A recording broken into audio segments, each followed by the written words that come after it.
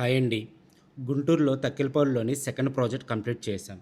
Client east Africa, Tanzania నుంచి మనల్ని contact అయ్యారు.